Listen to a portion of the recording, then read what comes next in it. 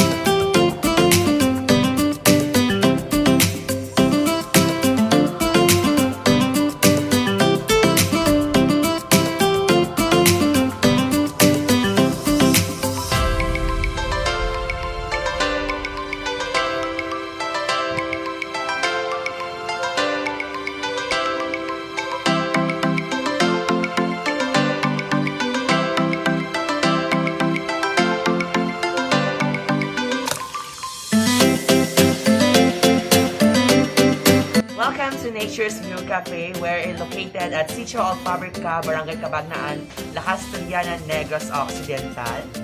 And nagbebenta po kami dito ng mga native foods katulad ng sundol po, budbod, tupig po, sumanlatik po, alupit po, at saka ano po, butong, and also hindi po magpapahuli is yung tibos po namin. Meron din po kaming bengka or bingka and also puto, and meron kaming bukayo. Ayan po. And also, pichi-pichi po. Yung mga kulay po namin, yung po, binibenta po namin kakanin. And empanada po. Ayan. So, meron din po kaming bread rolls. Is laman niyo po ng hotdog. At saka, meron din po kaming tuna pie po. Yung laman niyo po is tuna po. Real tuna po. Meron din po kaming cassava. Meron po kaming cassava. Ito po yung yung pang dessert po na kinakain na po ng mga customer. Karamihan po sa kanila. And meron din po kaming kalamay hati po. Yes po. And our best seller is suman. Kaso naubos na yung linupak po. Yung tinatawag po nilang linupak na saging po. So ayun po. Kaya pumunta na po kayo dito sa Nature's View Cafe.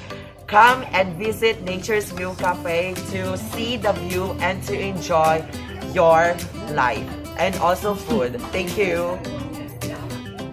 Migo-miga, so nakita niyo po ang ganda po ng lugar. Nandito po kami sa may paanan ng bundok ng Mount Kanlaon. Saka napakalamig po dito, maganda yung klima.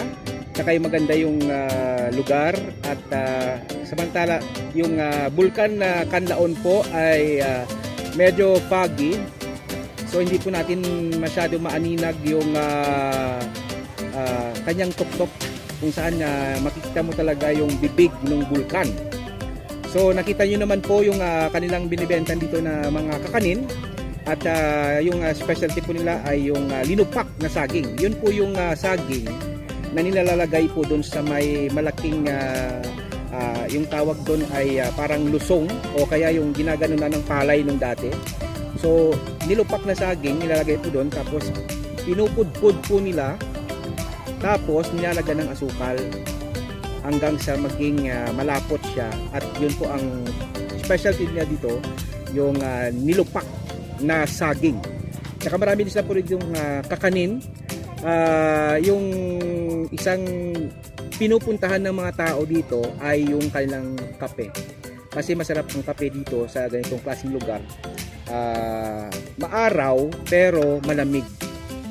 So nasa barangay, nasa La Castellana po ito na part ng Negros.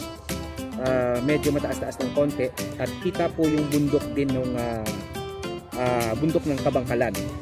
So, ayun po, nakita nyo naman po kung gaano kaganda yung lugar po dito. So, sa mga aking mga amigo-amiga dyan, may mga time po kayo, bumisita po kayo dito sa Nature's View Cafe, dito sa La Castellana.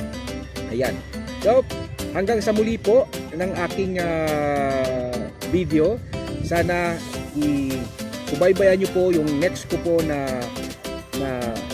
video, at marami pa po akong ipapakita sa inyong mga magagandang lugar dito po sa aming bayan sa Bago City, Negros Occidental. Okay, so salamat po sa inyo. Bye bye.